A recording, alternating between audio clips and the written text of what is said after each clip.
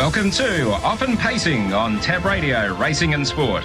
Tim Walker will be joined by Matt Young and Oliver Cownie as they delve into the form for today's Pinjarra harness meeting, as well as an early look at tomorrow's meeting at Gloucester Park. We are Often Pacing. Great to be back with you for 2025 on Often Pacing.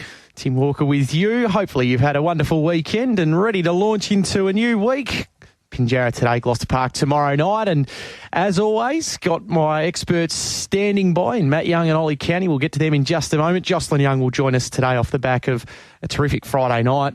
Steno was back in a big way in the Laurie Kennedy for the girls, and also took out the free-for-all with Hampton Banner, who was mighty impressive in the way that he went about it, and he's racing very, very well at the moment. So that is all to come over the next 25 minutes or so in the run-up to 9:30. Plenty on the agenda today. Not going to waste any time because there is a lot of ground to cover with Matt Young and Oli Cownie. Matt, to you first and foremost, good morning once more. Good morning again, Tim and Ollie, and everyone tuned in. And Oli Cownie, a very good morning to you. Good morning, Tim. Good to have you back on board, and good morning, Matt. Great to have you guys on board as well this morning. I was just talking about Jocelyn's winning double there. She's going to join us and talk about that in just a moment. But to you, Matt, just chatting to you off air and getting you on the line ready to go again. And good to see Steno back in that sort of nick there on Friday night. Yeah, she was sharp and she looked to do it really easy. So she'd had a freshen up going into that race. So you imagine going forward, she should bounce off that run pretty well and improve even more. But she's very potent over a mile and basically any distance, but over a mile when she can reel off those quick sections so effortlessly, she's incredibly hard to beat. Before we get into your horses to follow, Ollie, your thoughts there on the $50,000 event on Friday? She was dominant again, Steno. That's just the setup she absolutely loves. She zipped straight to the front there over the short course, and she was just way too good for them. It's not one of my horses to follow, but gee, Waterloo was fantastic there returning on Friday. I thought she was a terrific run in defeat. You know, there were a few horses on the pegs that were a lot closer to Steno and sort of had their chance to beat Waterloo, and she just came flying down the outside to pinch third. So she's certainly one to follow. And I think, you know, despite how classy she was as a 3-year-old, I think she might have come back and shown she can match it with those free-for-all mares. So really looking forward to seeing what she can do. Yeah, just looked like she'd probably come to the end of it around the Oaks time last year, Waterloo, but that was a really encouraging performance on Friday night, and hopefully if she can continue in that vein of form, she's going to be a wonderful addition to our mares ranks here in Western Australia. All right, you forecast some horses to follow, Ollie. Start us off. In race 2 is the first one I've got for us to follow. I thought Rock and Roll Artist just showed again that this time in he's come back a much better horse.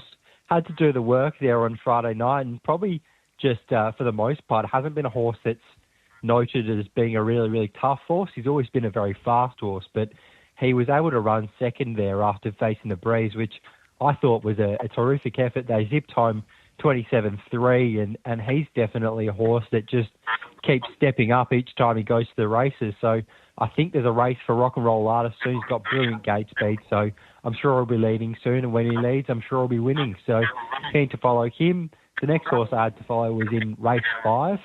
It was the race for the 2-year-old Colts and Geldings, and I thought there was a horse here which was just really unlucky and buttered me up. It was pretty heavily backed there throughout. I think it was about $18 at one point and started closer to $5. So certainly a few people found it, but it got the perfect run of the leaders back and just couldn't get out there and looked to be travelling really easily. So considering that was its debut, I think it was a really promising effort and certainly will be hard to beat wherever it goes its next start.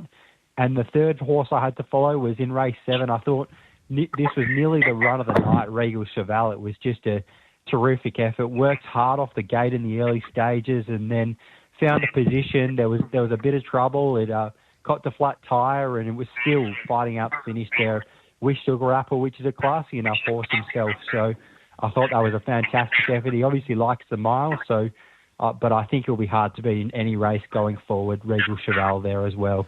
All right. So that is Rock and Roll Artist, Butter Me Up and Regal Cheval. What about you, Matt, with some horses to follow out of Friday? Yeah, Rock and Roll the ones Ollie mentioned are spot on, basically. I thought there was plenty to follow out of Friday night, and even mentioning Waterloo, she was brilliant in her performance as well. But look, same race for Waterloo. I really liked the way that Nullarbor Navajo return came in off of a freshen up and a pair of 27s on the way home, and she was absolutely breathing fire just in behind them. She finished closer to last than first, but I just love the way that she hit the line, and I think she had a pretty rushed preparation last time to get towards the Mayor's Classic and to have a little freshen up and come back in and probably where everything's sort of lining up. I think Nullarbor Navajo can have a really strong prep, so put her as the first horse to follow. I thought Maternal Dreams was hitting the line really strongly in the fillies division of the Western Crown, and she was just tightened for room late, but she was fairly sizzling through the gaps when they were coming. So, look, I think Maternal Dreams could be one to follow going forward out of that, and also didn't mind the run of Feeling Aces later in the program, who, to be fair, has been sort of a little bit in the wilderness as of late. We know that he nearly won the Narrogin Cup last year, but I thought he was a decent chance to be one to follow. He's got the capabilities of being able to drop back, and I thought Feeling Aces is one to follow going forward. So Nullarbor Navajo, Maternal Dreams and Feeling Aces. All right, that's for Matt, some horses to follow out of Friday night. Now we turn our attention to today's program at Pinjarra. 9 races to look forward to. And Matt, we'll let you keep rolling because you're going to go to the middle part of the program and Ollie's going to hopefully bring it home for us in the back part of the program. But race number 5 is your starting point today. Yeah, I thought in race number, I thought the middle part of the program was sort of where we could go to try and make some money. But the 5th race, look, I like Soho Shakedown. Not sure what price he's going to go up, but I think he's got the gate speed to get across and lead, and I thought he could just continue on his winning way here. So I was very keen on him. Race 5, number 5, Soho Shakedown. Race 6, I thought Spangled Fella was a really good chance to be able to run into the money. Spangled Fellas, I think, can get through into a really strong position. I'm hoping for a half-decent place price, but yeah, once again, it's all price dependent, but I'd be playing the novelty strong around the Spangled Fella to be able to run second to Blaze Away. And in race 7, I thought Arian Rock was really hard to beat. There is a little bit of speed underneath, but I thought Arian Rock could burn a candle at both ends and still have plenty at the finish to be able to fight on. So I thought that was the way that he's been racing. He's ready to win. This is the right sort of grade, and he should be able to get across a large portion of those in the early stages and get into a strong position. So race 7, number 7, Arian Rock. Race 6, number 9, Spangled Fella. Play strongly in the novelties, and race 5, number 5, Soho Shakedown, I thought would win. So that, of course, was your best bet earlier on your preview on the Sports Daily today. Now, Ollie, you're also going to race 7, but you're just playing it a little differently to Matt. Yeah, I've tried to find something in this race which I think might be able to run over the top late. I'm hoping there'll be a bit of speed on Arian Rock. It'd be awfully hard to beat if he did find the front, but I'm hoping something either makes him work or something else leads in the race, and it opens it up for Hunt the Magic, who I think has been really good in her last couple of starts. She's now 4th up from a spell there, so I think she'll be nearing peak fitness as well, and she's quite a classy mare at her best, so I certainly think if the speed is on, she can be running home strongest, and she will appreciate the big track at Pinjarra, so I'm thinking she's an each-way bet there and should be hard to beat with the right run. Race 8, I was keen on another one that I thought would be running on in the concluding stages. I think Champagne Star was a terrific effort last start. Started from a really awkward barrier. It was inside the back row, and just nothing in that race worked out at all. And finally, when Champagne Star got into the clear, just powered to the line late, and really with another couple of strides would have been winning that. So I certainly don't think she needs too much speed to be on there, to be finishing off really strongly, and looks a really strong hope in that race, I thought. So over the 2100, I think she can be coming over the top there. And then in the last as well, I've gone with one that I think might be a little bit of value out wide. The Freelancer, I think, was in a race that was a touch stronger last start. It was an up to 55 race, and it drops back into an up to 50 race, which just looks a smidge easier. So I think the Freelancer, it did all the work last start and just got a little bit tired late, but they ran 27 down the back, and it was a pretty good effort there, second up from a spell. Comes into this race third up from a spell. I'm not really too sure how it'll work out from that outside barrier. That certainly will be a difficult decision for Mitch in the early stages, but if he gets it right and the Freelancer gets a good run, I certainly think in this company he can run into the money and would be a good knockout winning hope. So that's how I'm happy to play race 9. All right. That is the Freelancer there, along with Champagne Style in race 8 and Hunt the Magic on the each-way basis in race number 7 for Ollie. Now, let's turn our attention to Gloucester Park tomorrow night and just some early thoughts from you too. Ollie, we'll let you keep rolling. You're going nice and early in the program. Yeah, race 2, it actually looks a really interesting race, this one. There's probably a few ways it could play out with some of the more accomplished horses being drawn out wide on the track, but I was happy to be with Soho Confidential, who I think's been really good recently, and he does possess really good gate speed, and that helped him last start get across onto the leader's back trail behind Copy of Paris, who I think is quite a handy horse as well. And if he's able to do the same here, he has options in the early stages, and he could potentially lead, or he could hand over to one of Lord Publisher or Always Be Frank, who have some gate speed as well themselves. So I certainly think with that run on the pegs, he'll be hard to beat. I'm more on a place line, but I still have a little something to win because I do think he is racing well, and he's a hope with the right setup. And then I was straight on to the next race, a horse which I just think is screaming out to win. Torpedo Rock has just been absolutely fantastic in recent starts. Last start just took on a really strong race there, won by Blaze On, and it was a fantastic effort to run into third from a long way back. Was held up at a crucial stage, and this race just looks a whole lot easier. So I think if Torpedo Rock can get the right run just off the speed or even on the speed the way he's racing, I think he'll be really hard to beat.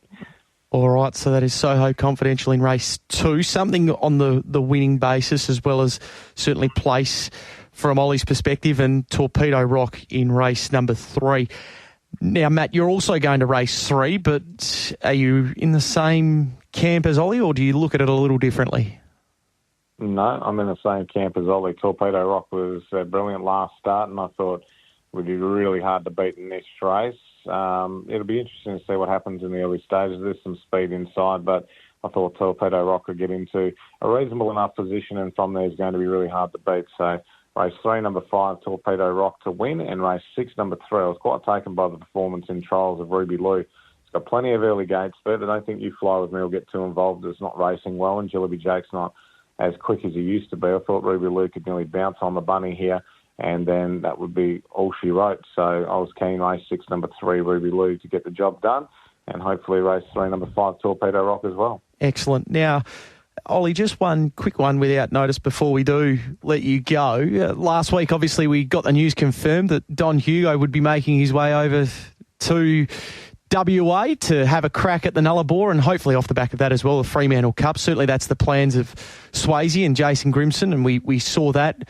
about 3 weeks ago now. That news was broken, but we've got the Inters winner coming west as well. Oh, gee, it's exciting, isn't it? It's just an absolutely fantastic field that's been assembled, and certainly Rawa should be commended for putting on such good prize money that's incentivised these great horses to come across the Nullarbor, which probably is something we wish we'd seen more in recent times. Catch a Wave was able to do it recently with great success, so I'm sure horses of the quality of Swayze and Don Hugo will certainly be right thereabouts in the finish in those big races. And Don Hugo, he wasn't beaten too far, and I think he ran about 5th in that Hunter Cup, and Swayze was obviously a very impressive winner. So they're both really high-quality horses, and I can't wait to see them get around Gloucester Park there. I'm sure it'll be really competitive racing. Certainly will be, and it's 3 weeks today until the Pinjarra Cup, so from there it'll really start to take shape, the build-up to the Nullarbor and also the Fremantle Cup a week later. It's not far away. Matt, today, all of the action on the Racing WA Harness X page down there at Pinjarra? Absolutely. Beautifully done. We'll let you go. We'll catch up with you again tomorrow morning on the Sports Daily. And Ollie, thank you for your time this morning. We'll catch up with you again next week on Off and Pacing. And the boys were back, and they were back in good form on Thursday on Talking Trots.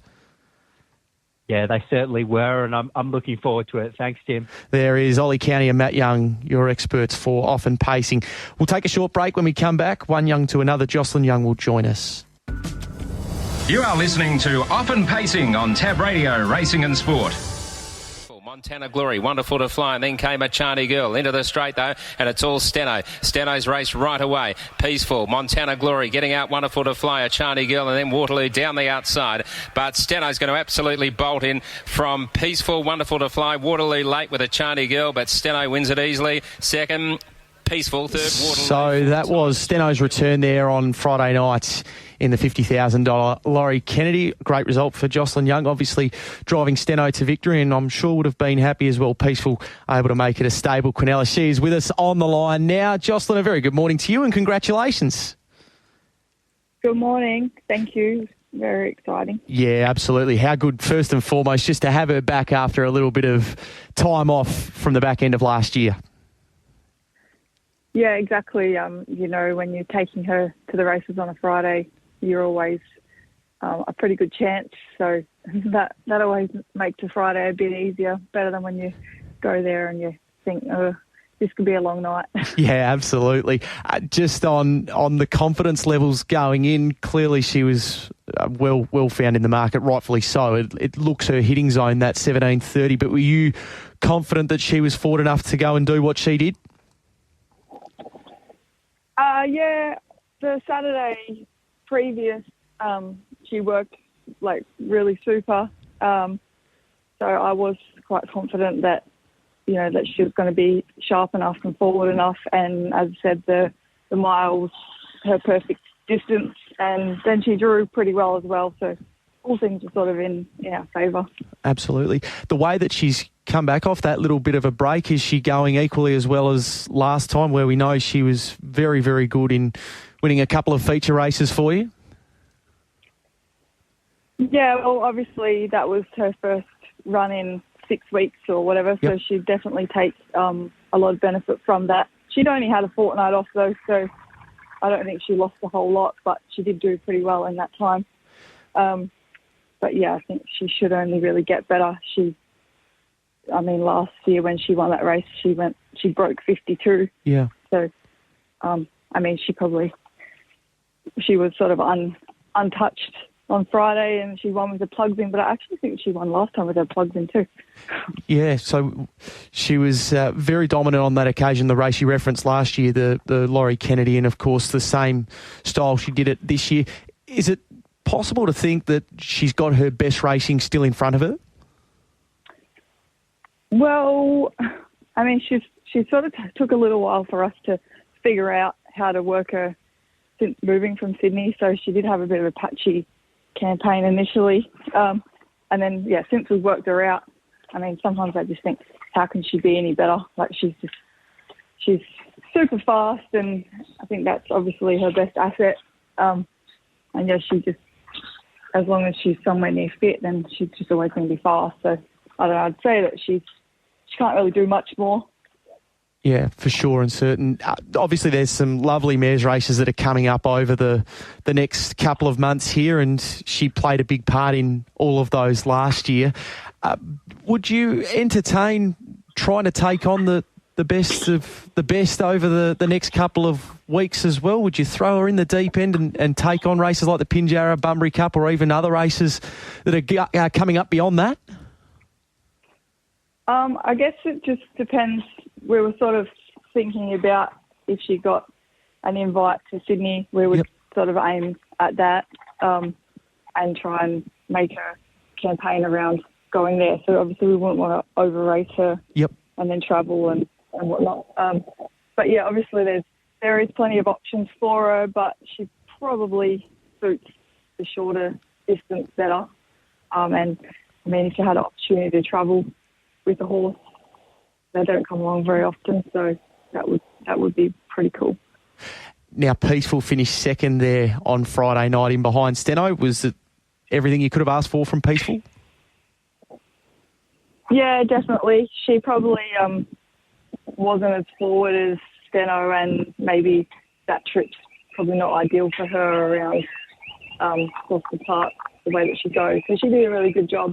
And in the 2 weeks off, she did so well. So I actually wasn't even going to race her. I thought, oh, she's probably not quite ready. And Steno just absolutely brained her on the track on the Saturday. So I was a bit like, oh, do I, don't I? And then obviously it didn't look probably overly strong. So I thought, might as well leave her in, and then she come up with a good draw. So, yeah, and obviously she went probably as good as she can for where she's at. Yep, job well done there. And it was a case of job well done as well with Hampton Banner, who's won 3 of his last 4. And even outside of that, when he wasn't winning, he was still running really good races. Just first on Friday night, did you think you'd be able to get the other 2? No, I was sort of coming, or just after the bell, I think I got the plugs out when Junior started to put the pressure on. We sort of dropped off a little bit, and I wouldn't say he was struggling. I think it was just the increase in tempo left him a little flat-footed. But normally I've thought, oh, we're going okay, and I've come off the back of a helmet, and then like that's sort of it. He's just whacked away. So I thought after we'd done all that work early, like we were wide, they were going hard. Took a little while to find a spot, and then I thought, you know, if I can just hold the back of Junior's helmet, we might still be able to earn. So I was quite surprised that he actually picked himself up and managed to win.